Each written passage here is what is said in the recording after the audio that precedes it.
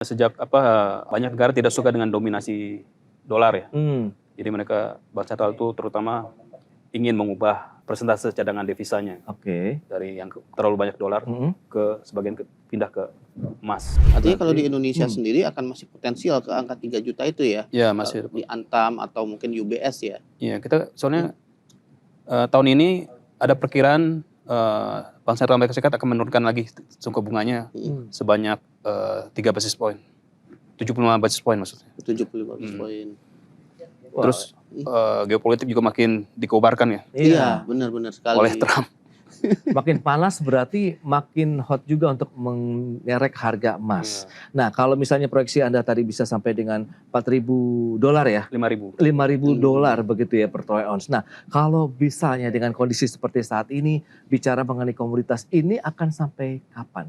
Tren emas ini akan berlanjut, mengingatkan tadi dinamika global kita juga belum tahu nih sampai kapan akan berakhir. Ya ini sejak COVID ya, COVID-19 kelihatan ya maksudnya dunia ada aja gitu yang membuat pelaku pasar itu menghindar dari resiko ya, menuju safe haven gitu. Jadi setiap tahun dipupuk terus lama-lama persepsi pasar tuh berubah gitu ya.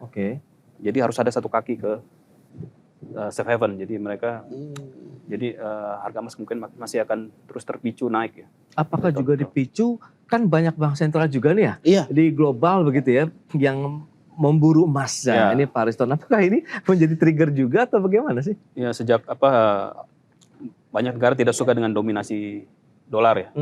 Jadi mereka bank sentral itu terutama ingin mengubah persentase cadangan devisanya dari yang terlalu banyak dolar ke sebagian pindah ke emas. Makanya terutama dimotori oleh China terutama yang jadi musuh dari Amerika Serikat. Wow, iya. Kayaknya bisa nebak itu kenapa Cina bisa nambah-nambah terus ya mencari emas sebagai tambahan devisa mereka. Tapi bisa jadi karena ini serangan dari beberapa serangan yang dilakukan oleh Presiden Trump ya. Artinya akhirnya mereka mendorong gimana caranya bisa menguasai dunia juga kan. Iya, jadi mereka nggak mau tergantung dengan Amerika Serikat gitu ya. Jadi berusaha melepaskan diri gitu. Gimana caranya? Gitu. Mengurangi hegemoninya ya. Tapi selain Cina sendiri, ada bank sentral lain gitu? Iya, diikuti oleh bank sentral lain gitu. Ya, seperti misalnya India gitu ya. India. Ya memang kebetulan India juga demand emasnya juga tinggi di sana ya, karena budayanya ya. Jadi mereka juga mengalihkan sebagian devisanya ke emas gitu. Kalau Indonesia sendiri gimana? Indonesia apakah ikut juga ambil bagian dalam pembelian emas besar-besaran itu atau hanya emang jadi penonton saja? Nonton aja nih. Saya kurang tahu dalamnya. Tapi mungkin karena nggak terdata, mungkin kecil kali ya. Diversifikasi dari Bank Sentral Indonesia gitu. Nah, ini menarik. Kalau misalnya Momo ingin koleksi emas begitu nih Pak Ariston juga. Better kita yang emas perhiasan kah? Atau emas yang logam mulia atau batangan begitu. Nah ini gimana? Kalau Momo lebih suka yang mana coba? Kalau kita batangan ya. Kalau batangan kan artinya kita bisa melihat tuh. Kalau emas yang sudah jadi perhiasan itu ada waktunya, kadang-kadang ada patah.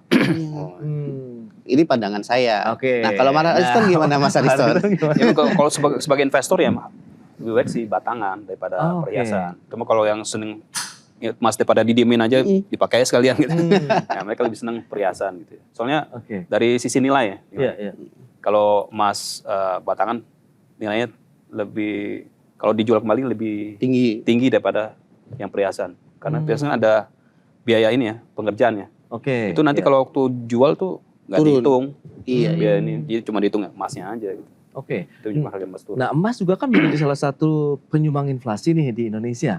Nah menurut Pak Ariston apakah ini menjadi, kalau saya sih menangkap apakah ini sinyal begitu masyarakat berarti sebenarnya sudah mulai investasi juga nih. Iya nih. Jadi sebelumnya mungkin investasi saham kah atau obligasi dan lain-lain, sekarang sudah mulai banyak juga nih yang mengkoleksi emas sehingga demand-nya juga tinggi di masyarakat begitu. Ya, saya pernah coba beli ya emas belakangan ini. Emas di butik-butik Antam, kosong. Iya. Wow. Harus pesan. Harus antri berarti. Ya, harus antri. Antrinya selalu habis. Mau antri habis. Gitu. Berarti antri itu tingginya itu ya. Antri itu datang langsung kita ke sana harus datang. Harus datang. Iya.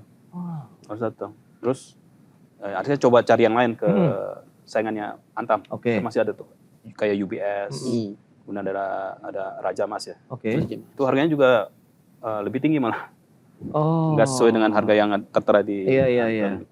Berarti memang persaingannya juga makin tinggi ya, dalam artian dari sisi Antam mungkin ada keterbatasan tapi bisa diambil mungkin oleh kompetitor dengan harga yang lebih mahal. Tapi diburu nggak masih Pak?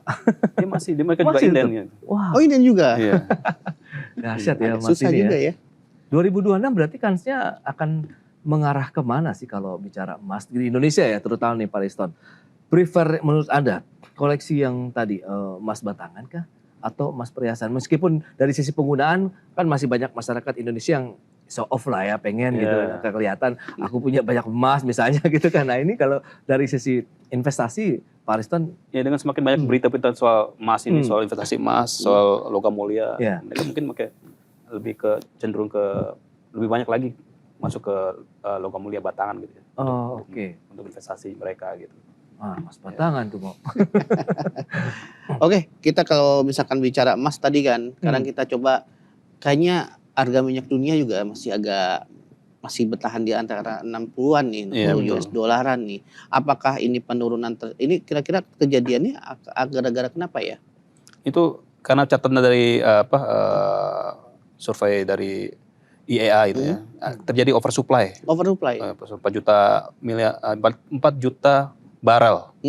Sedangkan demand cuma naik 800.000 barel. Artinya sedang terjadi penurunan demand-nya itu. Iya, mungkin karena ini ya itu tadi karena geopolitik, terus juga. tarif Trump itu kan menghambat industri ya. Jadi orang pikir 2 kali untuk menambah kapasitas produksinya, jadi demand menurun. Iya.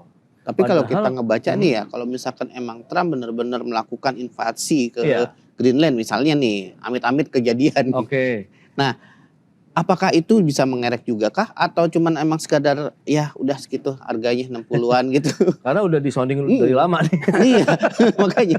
Jadi udah price in mungkin. Udah bersiap-siap kan orang-orang, wah ini harga bakal mahal nih gitu. Tapi Greenland bukan produsen minyak mentah. Bukan. Kalau nyerang Iran nah mungkin. Iya bisa. Nyerang Iran.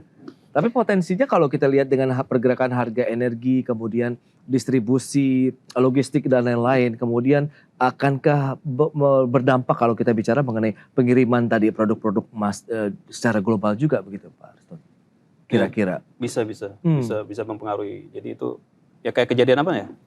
Rusia lawan Ukraina ya. Itu kan mempengaruhi jalur distribusi mereka logistiknya. Jadi harga komoditi tiba-tiba naik gitu, spike gitu. Oke. Berarti tetap ada ya nanti irisannya begitu ya. Oke. Wah, ini menarik tuh mau. Berarti emas kalau mumpung sekarang tadi 2,7 juta ya per gram. Jadi kalau punya uang ya mungkin bisa lah.